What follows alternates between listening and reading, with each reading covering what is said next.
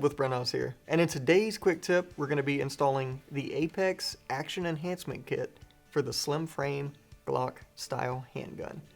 Okay, so this one here is pretty straightforward. It's really easy. It comes with two main component assemblies here. You have this aluminum trigger with the trigger bar. This one is a flat face, which is nice, and then we have the connector. And these are the only two parts we need to put in, and if you're replacing your standard Glock parts like I am here, you will notice a very significant, you'll definitely notice a difference. So with that being said, let's just get started. And with this kit here, I'm putting it in a SCT frame, so this is a 43X size frame, but it does also fit in your standard 43 frames as well. So if you have one of those, don't worry, it'll still fit.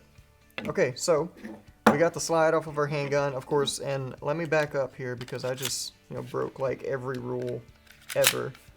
Alright, the first thing you're going to want to do is make sure, of course, your firearm is indeed unloaded, which I did, I just didn't show to you, but I like to show to you. So firearm's unloaded, we'll go ahead and pull the slide off.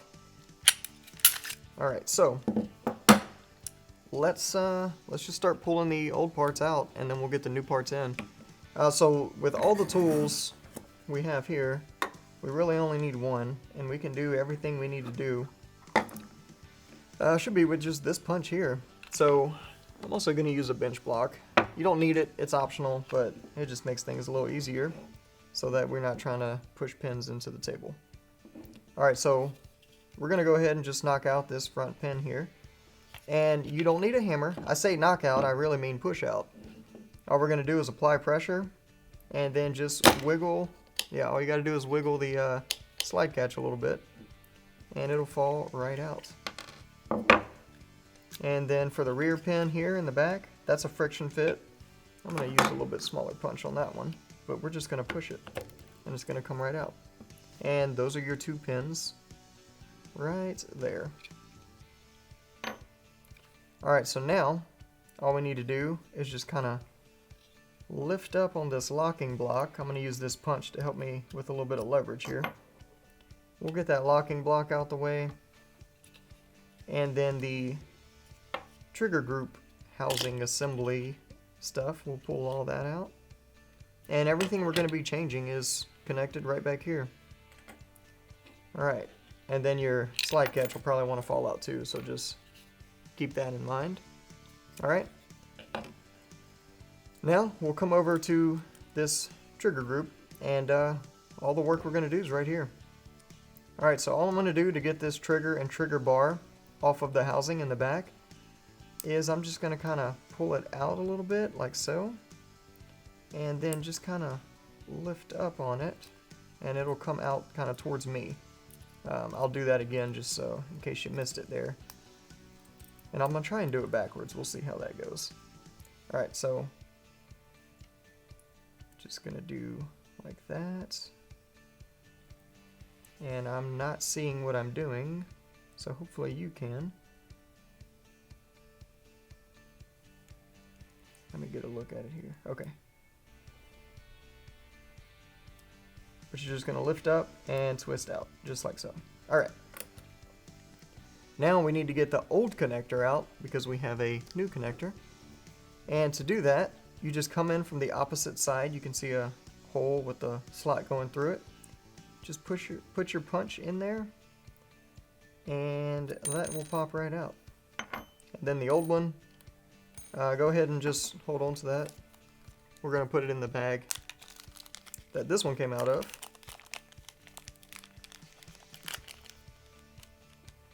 And we'll put it in there. Alright. And then this one literally just goes right back into the slot the old one came out of. And then you just push it flush. And you'll feel it kind of friction press into place there, just like so. And then the new trigger assembly, or trigger bar, trigger and trigger bar is going to go on here. But before I do that, let's put some grease on that connecting point, and I'll just use a punch for it. I got a rag here too. And you're just going to want to put it right on this area here. Now it is recommended to use a thick grease for this. I like to use the Brownells Action Lube Plus because I put that stuff on everything. Like Frank's Red Hot. Or actually, I don't want to put this up, I'm going to use it some more. Okay, so now this is going to fit into this groove here. And what I'm going to do, there's another kind of contact surface in the front. It's not absolutely necessary you put any there, but we're going to. Alright, so now, if you notice, there is this metallic piece that sits in the middle right here, and I'm just using a dirty punch to show you.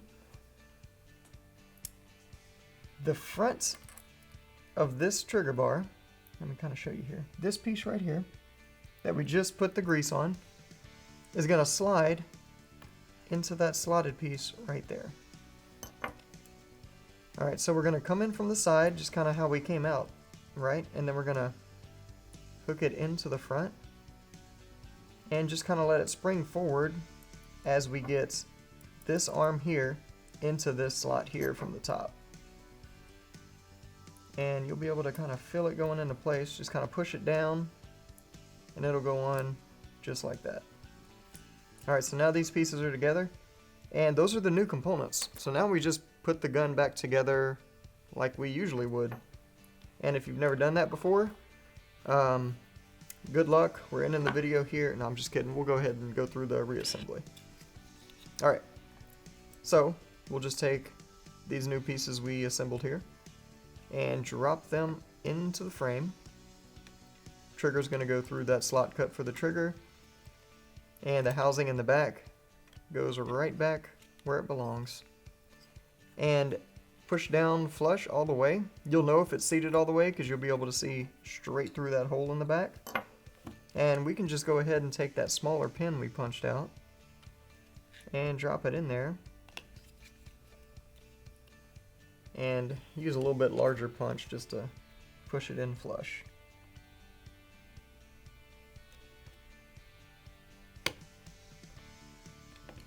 And there we go.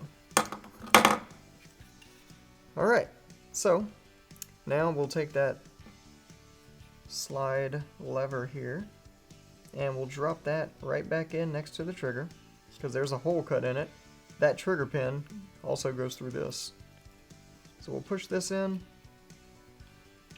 go ahead and take that locking block, and with the kind of forked legs of it pointing forward, it's going to go in just like that.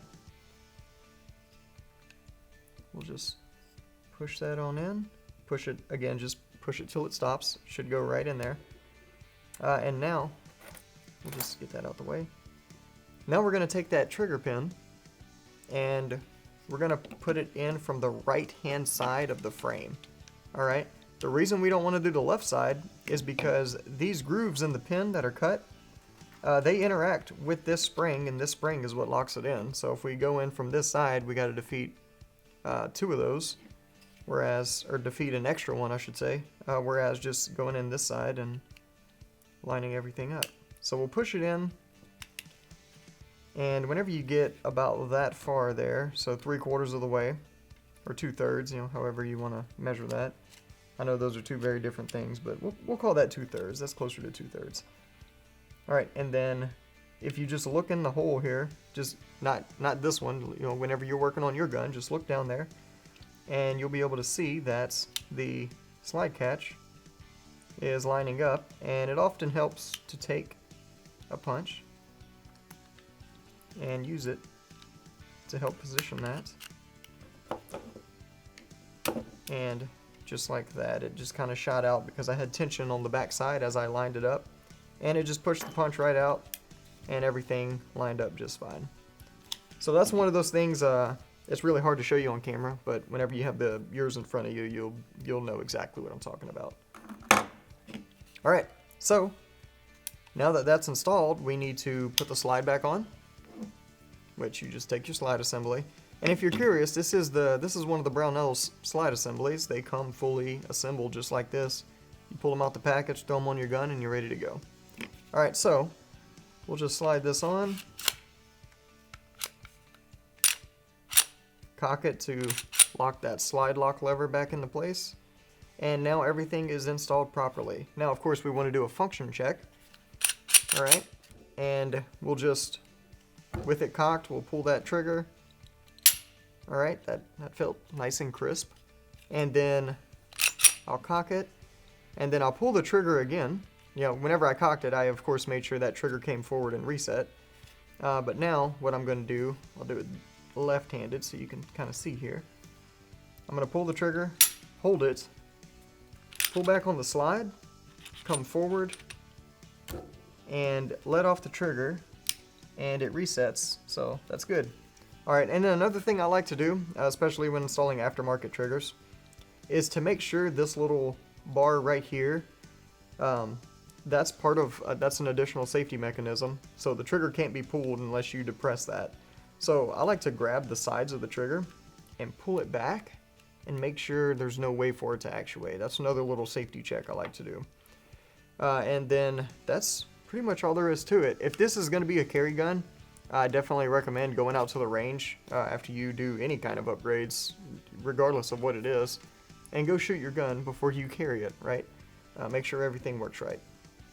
Okay, so that's all there is to it. So that is the slim frame, words are hard. That is the Slim Frame Action Enhancement Kit from Apex Tactical Specialties. Alright, so if you have any questions or comments, or you need help with anything for any reason ever, feel free to give us a call on the tech line. We'll be happy to help you out. Thanks for joining us, and we'll see you next time.